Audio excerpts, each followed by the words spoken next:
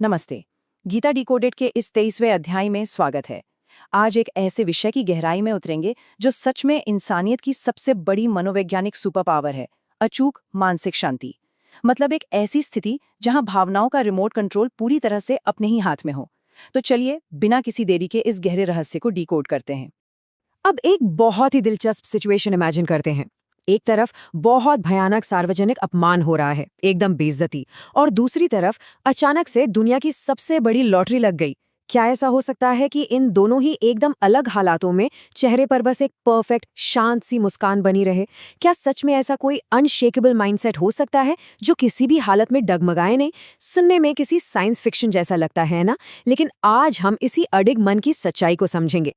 और इसका जवाब हमें मिलता है भगवद गीता के 14वें अध्याय के 22वें श्लोक में। ये श्लोक बहुत ही खूबसूरती से बताता है कि एक गुणातीत इंसान, यानी जो मन के तीनों गुणों से पूरी तरह आजाद हो चुका है, वो असल में कैसा होता है। श्री कृष्ण कहते हैं कि ऐसा इंसान सत्व के प्रकाश, रजस की भागदौड़ या तमस के मोह, इन तीनों के आने पर न तो कोई चिढ़ या नफरत महसूस करता है और न ही इनके जाने पर इन्हें वापस पाने की तड़प रखता है। इसका सीधा सा मतलब ये है कि सच्ची आज़ादी परिस्थितियों से भागने में नहीं है, बल्कि उनके बीच रहते हुए भी उनसे अछूता रहने में है। कमाल की बात है ना? इसी बात को अगर एक कदम और आगे ले जाएं, तो 23वें श्लोक में हमें इस परफेक्ट मानसिक स्थिति का एक और पहलू देखने को मिलता है। ऐसा व्यक्ति मन के इन गुणों के लगातार चलते हुए इस नाटक से बिल्कुल भी परेशान नहीं होता। वो बस मौजूद रहता है, एकदम शांत, स्थिर और अडिग। उसे अच्छे से पता है कि ये सब सिर्फ गुणों का अपना स्वाभाविक बर्ताव है जो बस आ और जा रहा है। ये जो भी बाहरी शोर है, उसका अंदर की उस गहरी शांति से कोई लेना देना ही नहीं है। और यही चीज 24वें और 25वें श्लोकों के शानदार सार को सामने लाती है।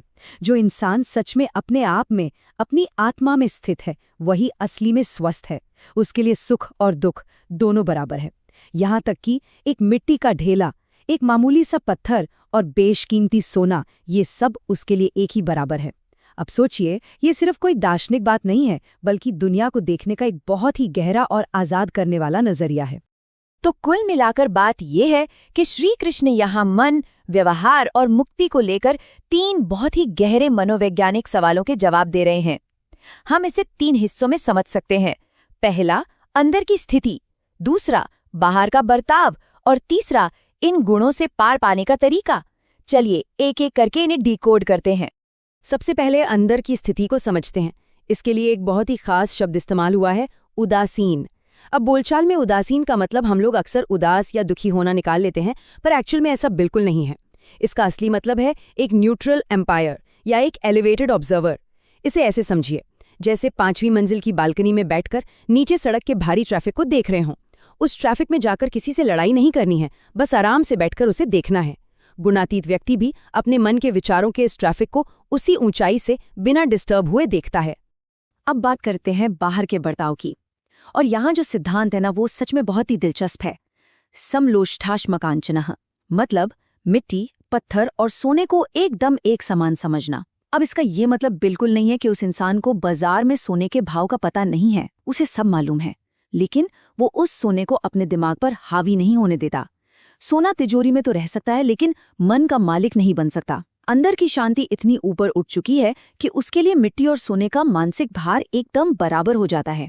और इसी बर्ताव को थोड़ा और प्रैक्टिकली देखें तो एक तरफ फूलों के हार और बड़ी बड़ी तारीफें हैं और दूसरी तरफ भयंकर गालियां और अपमान। एक आज़ाद इंसान के लिए ये दोनों बस एक ही सिक्के के 2 पहलू हैं। अब सवाल उठता है कि भाई ऐसा कैसे पॉसिबल है? जवाब बहुत सीधा है, क्योंकि वहां वो अहंकार यानी ईगो बचा ही नहीं है जिसे चोट लग सके। वो इंसान जानता है कि जो भी तारीफ या बुराई हो रही है, वो तो सिर्फ मन के गुणों का खेल है। और जब ईगो ही गायब है, तो न तो तारीफ सर पर चढ़ेगी और न ही किसी अपमान का घाव होगा। है ना बिल्कुल गेम चेंजिंग बात? तो अब आते हैं तीसरे और सबसे जरूरी सवाल पर। इन गुणों के जाल से बाहर निकलने का आखिर तरीका क्या है? इसका जवाब इस एक भारी भरकम शब्द में छिपा है, सर्वारंभ परित्यागी। अब इसे सुनकर ऐसा लग सकता है कि सबको छोड़ छाड़ कर जंगल में चले जाना है, पर नहीं, इसका ये मतलब बिल्कुल नहीं है। इसका असली मतलब है अपने स्वार्थी इरादों को छोड़ देना, और ये जो मैं ही सब कुछ कर रहा हूँ वाला अहंकार है ना, उसे ड्रॉप कर देना। जब खुद को सिर्फ एक जरिया मानकर काम किया जाता है तो इस सांसारिक माया जाल से 100% आज़ादी मिल जाती है। तो अब ये बहुत ही अहम सवाल सामने आता है कि क्या आज की इस भागदौड़ वाली कंडीशन लाइफ में इस संभाव की प्रैक्टिस की जा सकती है? क्योंकि अक्सर होता यही है कि जरा सी तारीफ मिली तो हम 7वें आसमान पर उड़ जाते हैं, और किसी ने जरा सी आलोचना कर दी तो सीधे गहरे दुख में। क्या हम इस साइकिल को तोड़कर उस अल्टीमेट इमोशनल आज़ादी को अपनी डेली लाइफ में उतार सकते हैं? ये एक ऐसा सवाल है जिस पर हम सभी को बहुत गहराई से सोचना चाहिए। और इसी विचार को एक प्रैक्टिकल रूप देने के लिए इस पूरे अध्ययन को एक बहुत ही पावरफुल माइंडसेट शिफ्ट के साथ क्लोज करते हैं। मौसम बदलता है, आसमान नहीं। इस एक बात को अगर गहराई से समझ लिया जाए तो सब कुछ बदल सकता है। जब भी बाहर बहुत बड़ी सफलता मिले या कोई भारी नुकसान हो जाए तो बस ये याद रखना है कि ये बदलती हुई परिस्थितियां सिर्फ बाहर का मौसम है, और वो विशाल, कभी न बदलने वाला नीला आसमान हमारा सच्चा स्वरूप है। यही वो अल्टीमेट रियलाइजेशन है जो एक अचूक, न डगमगाने वाली खुशी दे सकता है। तो जीवन के बदलते मौसम में घबराने के बजाय क्या वो स्थिर आसमान बना जा सकता है? इस गहरे विचार पर मनन करना बहुत जरूरी है। आज के इस विश्लेषण का हिस्सा बनने के लिए बहुत बहुत धन्यवाद।